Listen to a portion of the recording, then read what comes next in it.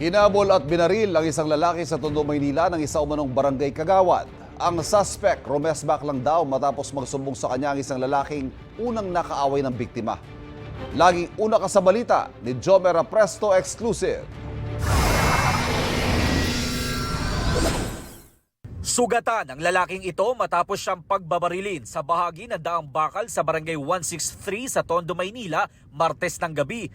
Ayon sa barangay, mula sa bahagi ng Kagandahan Street, nakatakbo pa ang biktima papunta sa Dagupan Street bago siya naabutan ng sospek at tuluyang pinagbabaril. Naalaman lang namin nagkabarilan na lang. Ang dami rin tama yung taong yan eh. 3 tama. Isang muka. Sa leeg. Hindi raw nakuhanan ng aktual na pamamaril dahil sira ang mga CCTV ng barangay 163 at mga katabing barangay. Naisugod naman sa ospital ang biktima na ngayon ay patuloy na nagpapagaling. Ayon sa biktima, nakilala niya ang gunman at pinaghahanap ngayon ng mga otoridad. Ayon sa pulisya, kagawad ng katabing barangay ang sospek sa krimen. Rumesbak umano ang sospek sa sumbong ng isang lalaki na una nang nakaaway ng biktima. Nasa kustodiya ng Abad Santos Police Station ang lalaking unang nakaaway ng biktima.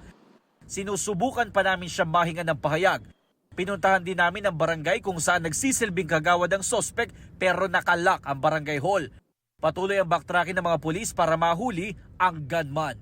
Ito ang unang balita, Jomer Presto para sa GMA Integrated News. Kapuso, huwag magpapahuli sa latest news and updates. Maging una ka sa balita at mag-subscribe sa YouTube channel ng GMA Integrated News.